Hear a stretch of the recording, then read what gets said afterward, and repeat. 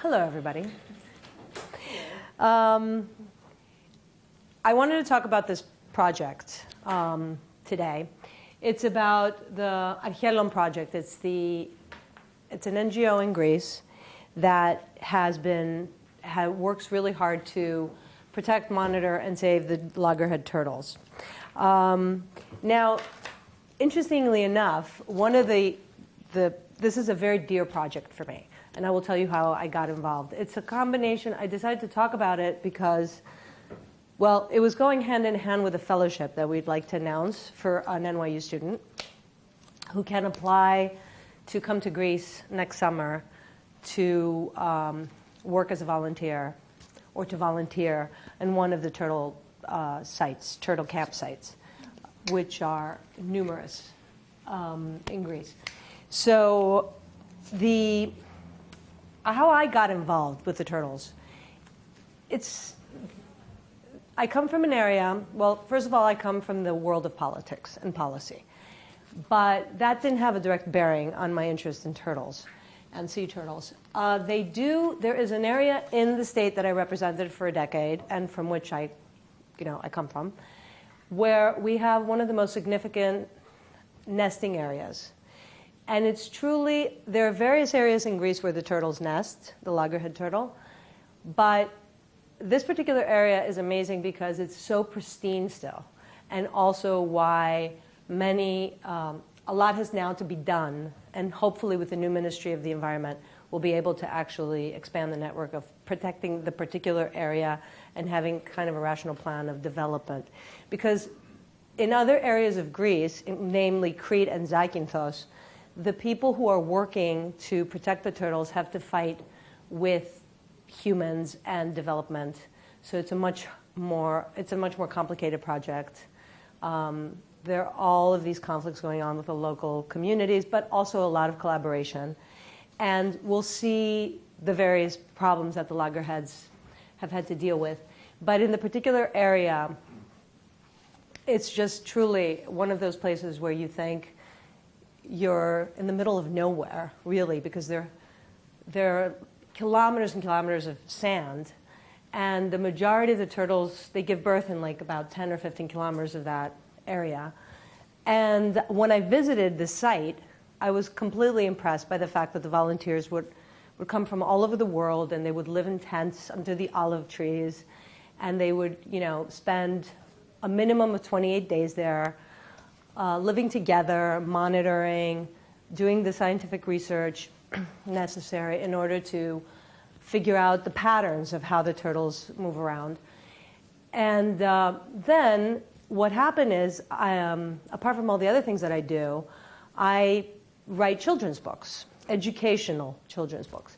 So I decided to write a book especially about these turtles to get kids that are from 8 to 11 or 12 to learn a little bit about it. So the book is right here if you want to take a look.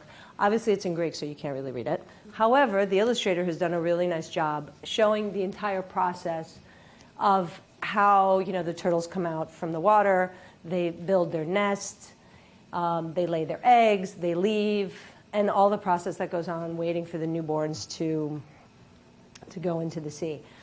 Now, that's how I got involved in this project. And I've become a big friend of the turtles. And while I was in the Ministry of Labor and Social Protection, we did have EU funding to help NGOs. And we did help numerous NGOs by creating new jobs for researchers. People would work on a project. So basically what would happen is you would fund the project. Half the money would go to pay the salary, and half the money would go toward the project. So Archelon, along with numerous other NGOs, benefited from this program.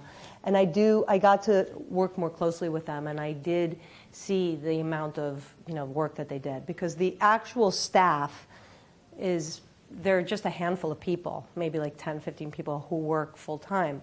However, as you'll see later on, the program really relies on volunteerism. And I will also say that this is a very significant year for Europe because 2011 has been designated the year for volunteerism. And there are many reasons for that. So apart from everything else, it is also an interesting opportunity to discuss about how Europe as a union has, every year there's something. It's like the year against to fight poverty, or this year is for or social exclusion or inclusion. So this is the year for volunteerism, and I think that that's going to be very important because it's really going to, I will give you some facts and figures about how that works in Europe and how much they feel that they need to strengthen that as, on a political level, which I think is very interesting. So now the sea turtle is very ancient. They call it the ancient mariner because it really dates to the dinosaur age, 150 million years ago. And it outlived the dinosaurs. They're reptiles. The sea turtles are reptiles, like snakes and lizards and crocodiles. They lay eggs. Their body temperature is depending on the environment. So they need a hot environment, but they don't need much energy to keep their body temperature steady, like mammals, and therefore they don't eat so often. They breathe with lungs, so they need to reach the surface of the sea, but they can afford lower levels of oxygen in their blood, so they don't breathe so often. Their brains are not evolved as much as mammals. You see? Sorry. Now, these are some of the Archelon nischiros. This fossil was found in the middle of the 70s in South Dakota in America and was about 4.5 meters long. It gives you an idea. And these are some of the coins that have been found in Greece. And this has actually been used for the logo of Archelon, which is truly a remarkable organization. Now, there are 7 kinds of sea turtles today. The Kemp's Ridley and Olive Ridley, the Loggerhead, the green turtles, the flatback, the hawksbill, and the leatherback. Sea turtles have entered the red list of threatened species because there's a continuing decline in the population for many, many reasons that you will see: human activity and marine activities. Now, the volunteer programs in Greece are Archelon at a glance. Since the 1980s, its primary objective, as I said, was to try to preserve, to monitor, and to protect the different sites. They also have an incredible center in Athens where they bring in injured turtles and they try to, I will show you photos of that, they try to help them, assist them. If the turtles survive and they can, they release them back to sea, where they also then monitor them with a little, oh God, what's the word in English? Bobos. It's a little monitoring device so that they can follow the patterns of where they swim, because there's a lot of mystery regarding how exactly, what kind of movements they do and how many kilometers they cover. And the thing that we need to know is that the males never really come out to land again. It's only the females that come out every 2 or 3 years to lay eggs in the nest. Now, they're partnered to the UNEP Mediterranean Action Plan and the European Union for the Conservation of the Coast. They do get funded by the private sector, by EU funds, and by private donations. And the main areas that they work in are Zakynthos, which is actually has become a marine park. It's the most organized, I would say, area of protection, but it also faces a lot of the conflicts with the locals, given the rate with which the area has become developed to cater to tourism. And Kyparissia Bay, which is where I'm from, I grew up very near that area, Lakonikos, which is in Laconia, the Sparta area, and Crete. Archelon relies heavily on volunteer work, and every year over 500 volunteers from all over the world are invited to help with the work on the nesting beaches and the rescue center. They cover 75 kilometers daily. That's a lot of walking and covering. But thankfully, what we did discover with the turtles is that there are specific areas which are much more frequented than others. So there are areas on the very, very long beach where, you know, the majority of the turtles come out to nest. Again, I said 50 injured or sick turtles are treated at the Glyfada Center in Athens. And at least, well, 50,000 people at least come into contact with their rescue center and their information center in Athens. But over 200,000 people come into contact with their work, because this is something very interesting for tourists as well. as we know, ecotourism is booming. Not that this is part of ecotourism, but I do think that when foreigners visit a place, even in Crete, which has a very developed tourist industry, but even in Kyparissia and in Zakynthos for sure, people do want to go turtle watching. They go out at night to watch. And so they come into contact, they have information kiosks, and they really help people understand what's happening. Now, sorry to interrupt for a second. Which part of Greece is Zakynthos? Zakynthos is in the Ionian. It's an island in the Ionian. It's like near Ithaca. Thank you. Okay. So the careta is the loggerhead turtle, we call it careta, is the only turtle that nests in Greece. So this is why, for us, it's so important. These are the particular areas. See, Zakynthos is up there to the left. The Gulf of Kyparissia is directly opposite. In fact, on nice days, you can see the island from the Gulf. Koroni is a little bit farther down. The Laconian Gulf is over there. And in Crete, those are the three particular areas. This is where, for the large part, they nest. Sorry. Again, now in Zakynthos, which is the first one, it's they cover 5.5 kilometers. And they have 857 to 2,018 nests because it ranges. First of all, they give birth every 2 to 3 years. So some years there's more or less, so the range is really wide. In Kyparissia, where I told you that I really visited and worked with them, they have from 286 to 927 nests. In Laconia, which is the Sparta area, 107 to 237. As we go down to Crete, which is the Rethipno, Chania, Mesara, the green ones, you see how fewer there are. So Zakynthos is that they have the specific park. So that's definitely protected, and you see the large numbers. Kyparissia is still very pristine. That's why we have these large numbers. And as we see the development, as we see the areas of development, then they start dwindling, and this is a problem. Now, you can tell if it's a male or female by the tail. The male has the tail that protrudes, and the female doesn't.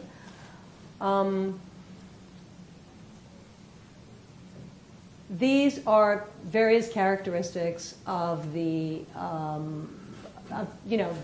of the actual turtles themselves. How many times they come to give birth.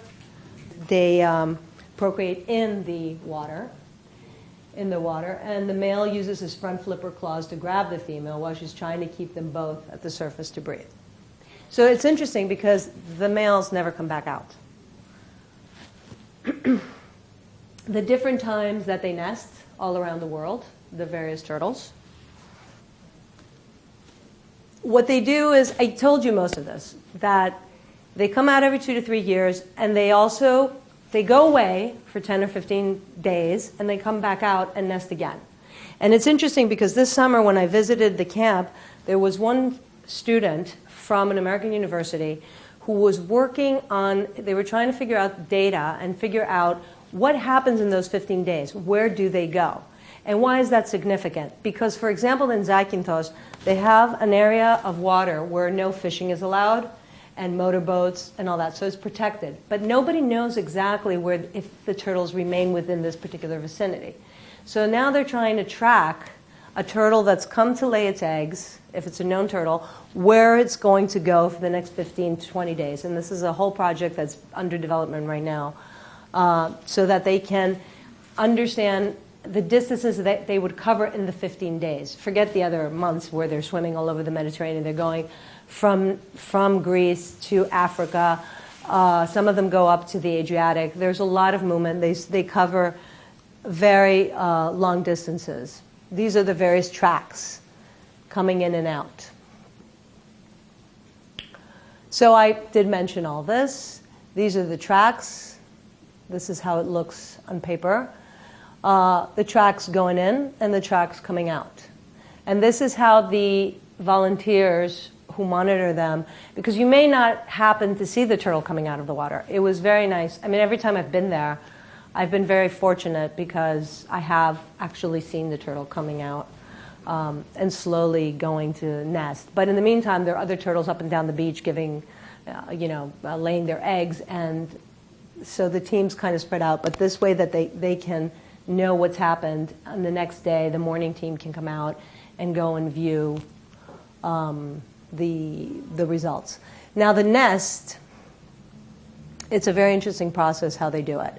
They go in and with their flippers, they start opening a hole, and they try to get comfortable, and they lay their eggs, and their eggs look like ping pong balls. They're very soft, and they lay approximately, depending on their size and their age, they lay up to 120 eggs. Now, this is one of the aspects of the story, because the story in my book is about a young boy who is sort of coerced into going to volunteer because he likes the girl next door, and her brother is the head of the volunteers. So he goes and he watches the turtle give birth to 120 eggs and is wondering, if there are 120 eggs, why is this species endangered, and why should he pay any close attention? But the reality is, if that you look at the figures, it's 1% of the eggs of the actual hatchlings survive into adulthood, because it's not only the first journey into the sea, but it's also what happens afterward. So here they are, they're nesting, they get comfortable. Sometimes they start, they don't like it, they move up or down the beach. This is how they give birth. They lay their eggs. They look like little ping pong balls. It takes them about an hour, and they're really almost stoned. They're completely dazed. And once they start laying the eggs, even if they see you, well, they can't really see you. They see shadows, and they can tell that of the presence of somebody there through the vibrations. So when we do go, we try not to disturb them at all. Everybody kind of crawls on the ground. But once they start laying those eggs, they're not going to move. If they do notice some activity going on, they will move if they haven't started the process. But once it's started, it takes about 45 minutes to an hour, and they don't go anywhere. Again, as we said, 1 in 1,000. So this is how they mark them. And this is one of the biggest. Oh, they camouflage. So when they cover the nest, you have a completely wrong impression as to where exactly the nest is, because they do camouflage it so that it seems as if it's in a different place, and that's why it's very important for volunteers to put sticks around the nest right then and there so as to have the exact identification, and then she goes right back out to sea. And this is when the volunteers take over, who, according to them, view themselves as supermen. And women, because there are a lot of women there. Now, they arrive at the scene. They use all sorts of forms of transportation, which is only important because when in the application, they do ask you if you have a driver's license or if you navigate a boat. They walk. The basic thing that a lot of them do is they walk up and down the beach to spot the tracks, mark the sites, and trying, like in areas here like that are so developed, they use these particular cages in order to protect them. And they put up signs in different languages so people know not to go lie down right there on the eggs. Sometimes the turtle overshoots or makes a mistake and is too close to the water, and you can move the nest within the first 24 hours. So the volunteers go in and take the eggs and put them farther up the beach into a site that's appropriate. And these are some of the areas that they do. They have evening patrols, which are very interesting. You go out in the middle of the night waiting for them to come out. They use infrared light so that they don't detect it and it doesn't bother them. They measure them, and then they write down everything. They tag them. They are now getting microchips too, so that it's all much more automatic. But they do use a tag as well to make sure if something gets lost that they have it recorded in another way. This is another way of monitoring. They store the data for scientific research.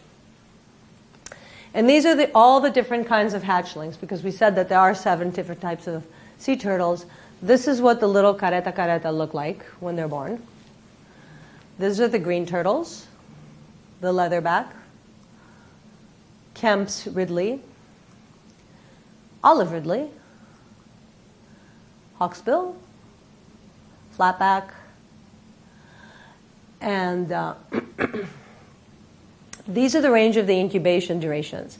Usually it's anywhere from like 45 to 60 days, depending on the site. But the average is about 50 days for the eggs to hatch. And this has to do with the temperature, which determines the sex of whether it's going to be male or female. So it takes them 2 to 4 days to come out, and they come out in not layers, but they come out slowly. First, the top ones break the shell, and it takes them a little while it could take them 2 to 4 days to actually get out, because they have to do it when it gets cooler, because it's really hot, and they get very tired during the day. So most of them come out during the evening, and then they slowly come out of their eggs, and they pop out, and they try to make their way to sea. Now, what's really important, well, we'll talk about that more as the presentation continues, but what really is crucial here is for them to be they're photostatic. They're sensitive to the light.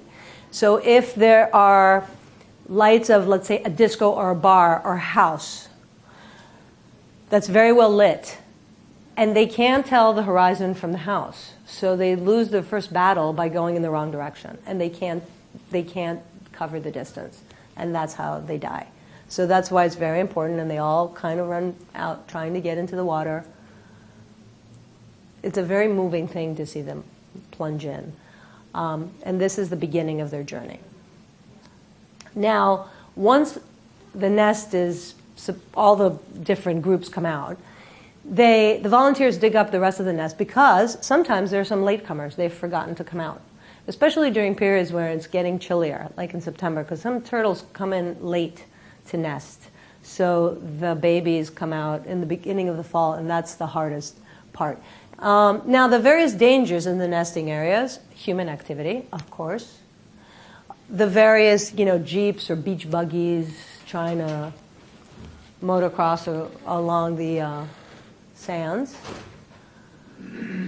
You can see construction on the beach, and this is why it's so imperative. And I'm actually working on this project now, especially now that I don't have to get elected in the particular area, so I don't need the votes of the people who want to build. I feel much more liberated to help the Ministry of the Environment really try to come up with a very clear plan. Archelon has developed an environmental sustainability plan for the area. It hasn't been approved yet. They are monitoring, they are protecting, but they do definitely need a framework, because at some point in time, development will come, and it will not continue to be a pristine area. So in that particular area, I think that there's a lot of hope that we can have it done correctly, where people and turtles can coexist. Because there are stories of the volunteers telling you, well, a woman was telling me this year, the head of the camp was telling me that she was talking to this woman. She said, "You volunteers bring the turtles to nest right in front of my hotel.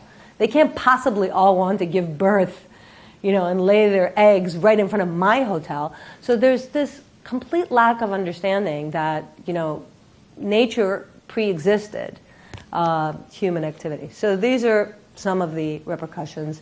Here we have a demonstration with Greenpeace and Zakynthos. Apparently this turtle has been hurt. A lot of the times, big conflicts with mayors who, in order to clean the beaches from garbage or seaweed or whatever, they bring in these tractors, and they are a very big danger for the area, because they also change the way that the sand dunes are. So this is before and after. So it's a completely different place. Also, I didn't mention that all the turtles, where they come and give birth to the exact same place for their entire life. Now, in other areas of the world, not Greece, people eat eggs and turtle meat.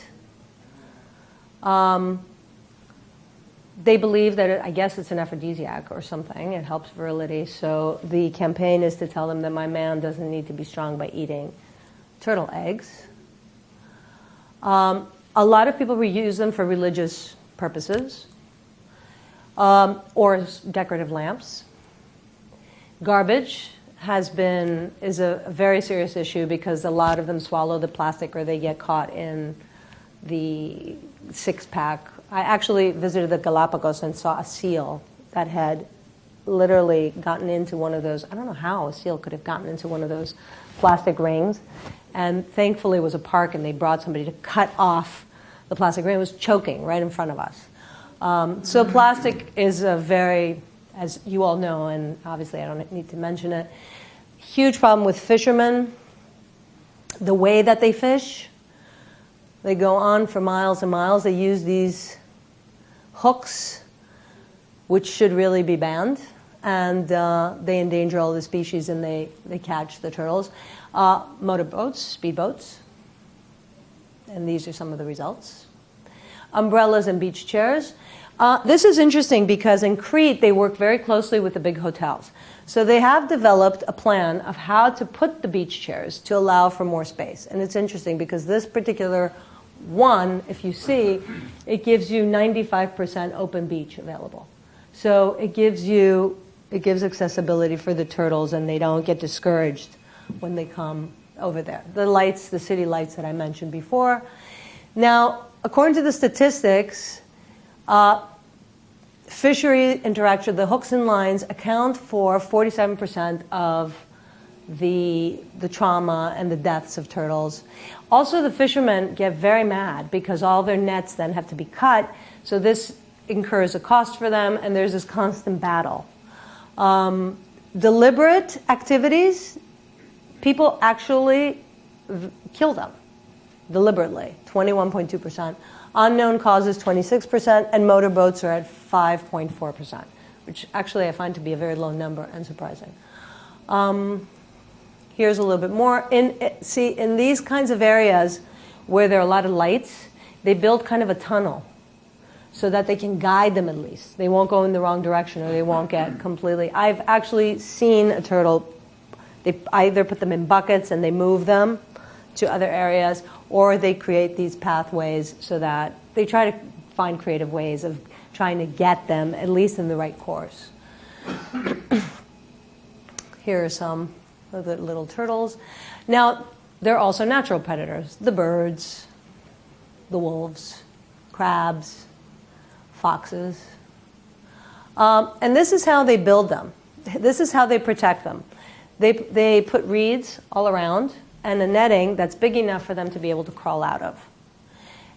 And it actually works because it does stop predators. It's an indication for people not to go and put their, their umbrella or their blanket or whatever, their towel.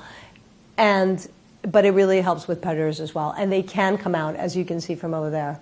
It's open enough so that they can really come out. It creates a very interesting team spirit. I have to say that going there and seeing all these kids, well, they're not kids, they're university students because you have to be 18 or older to be able to volunteer and live there. They really get together and it's great. There's a camaraderie that I think is very unique that develops there. There are people from all over the world, mostly the British, there's some Americans, French, Germans, mostly European Union, but people from elsewhere as well, all working together. They're not all studying environmental studies or zoology, because I have spoken to a lot of them, but people really feel now that they need to give some of their time back. And this particular organization is very unique because you really do come into contact with the actual species. And it's not as expensive because a lot of these programs, first of all, they're highly selective because there is, they can only accommodate so many people. It does have a cost anywhere from 200 euros to 300 for Archelon, but most other programs could reach up to, I think, 1,000 euros. Depending on the project, there are steep price tags. So this is one of the less expensive and more immediate. So the person who does volunteer and participate in this project really does have a hands-on, understanding, and They learn, really learn. Here they've built various information sites. They're in charge of the whole information campaign, talking to the local communities. Now, one of the big things that I'm sorry to describe and to say is that there are no Greek volunteers. Everybody's coming from abroad. There's like one Greek for 30 foreigners, which is tragic. And hopefully the EU volunteer, the Year of Volunteerism for Europe, will also help Greeks, apart from giving money, also give their own time. It's very sad, and it's very sad for two reasons. Apart from the fact that we need to learn to give back as a nation, as a people, it's also tragic because when you're talking to the local community and you're American or you're French, I've seen people, like, it becomes a little belligerent because there's the lack of understanding. So the Greek person says, oh, this foreigner came to my country, and is telling me that I can't put my lights on. So you always need a person in charge. The person in charge is always Greek. And I have to say that it is incredible, the diplomatic skills that I would not have the patience to do this. The amount of energy it takes for that leader to go and negotiate with the local communities and to help build trust. And you also need to have a person in charge year after year after year so that you can create relations with the local community. So it's very great to have volunteers. I wish we could have, I should be doing this in the Greek University, this lecture, but it doesn't matter. I think it's great to bring more people on board.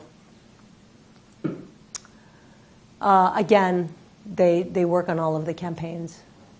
And they're helping the turtles go on the long and unpredictable journey because it's truly very unpredictable.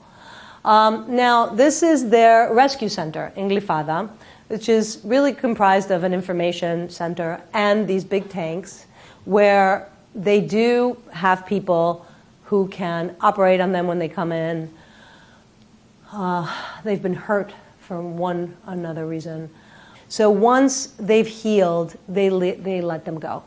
And then they monitor them so that they can see where they've been going.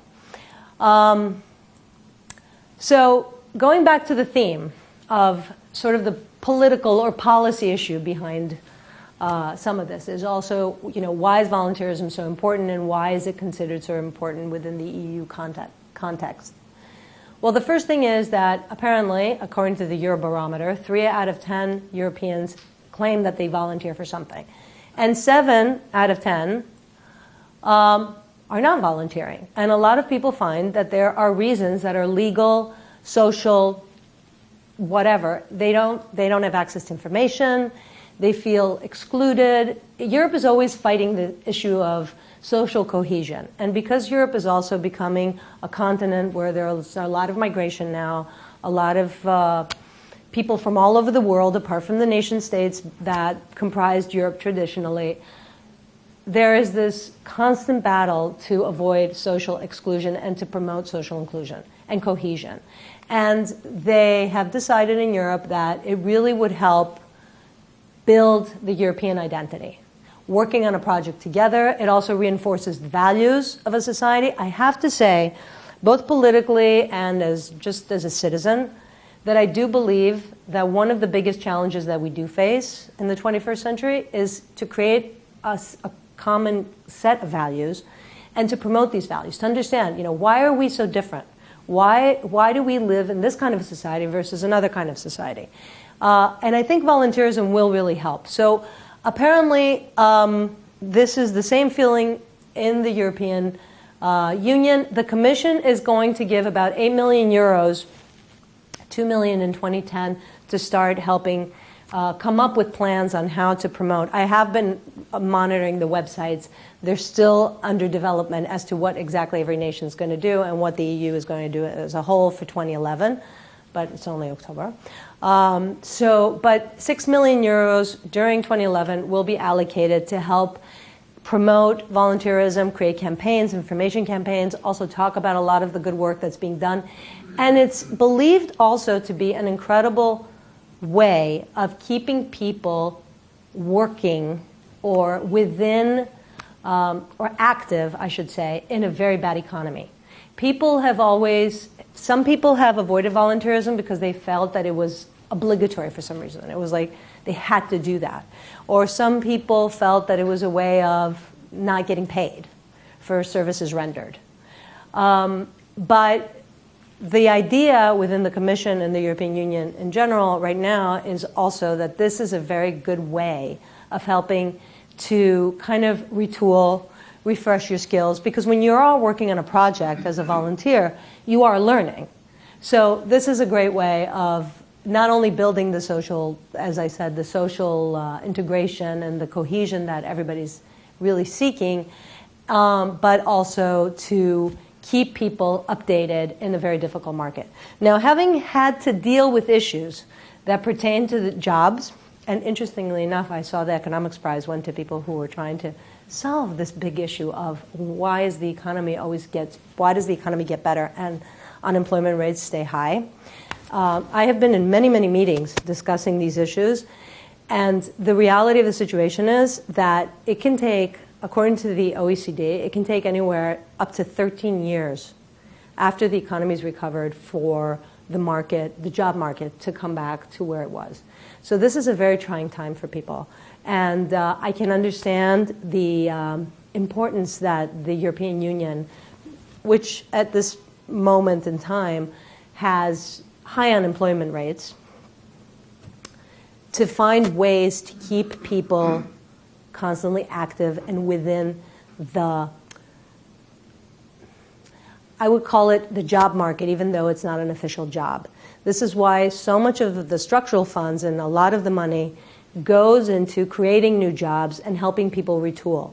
Sometimes it's very hard I never realized how different it is between Europe and the United States in certain respects. But it's embedded in the philosophy of the European Union. The social net is there. People are trying to defend it in every possible way. There is because we've been doing it for so long, it's actually been much more effective, and we can pride ourselves of results, like people who do start businesses with the help of EU funds, hold on to that business for longer times.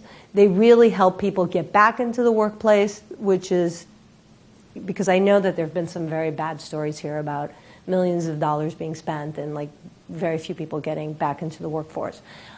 We've been doing it for so long that I think that these programs are actually really helping. There are people who might criticize it for political reasons, but it is a way of actually doing something specific and concrete and keeping people in the market. Because once you exit, you go to the back of the line, and all the new graduates or high school graduates or college graduates are before you. And it's very, very hard to get back into the swing of things. So I will say this, that from the moment the crisis happened, in Europe, all the countries, especially the countries that actually produce things like Germany or Sweden and other countries and Holland, they immediately saw that because there was less output, because there was less purchasing power and people weren't buying, let's say, cars, they were paying for workers to stay employed by paying the 5th day of work. First for 6 months, then for 12 months, and it went all the way to 2 years. It cost much less to have people employed and in the market than to have people outside the market and unemployed.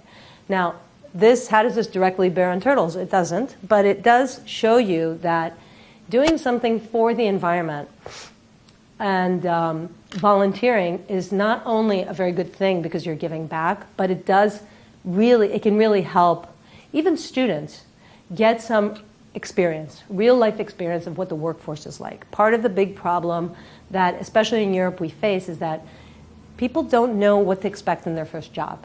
They go in there and they may be intelligent, but they have no idea what it takes to actually be employed or what expectations a job has. So I think that this is a very nice stepping stone, and I think it's a very worthwhile cause.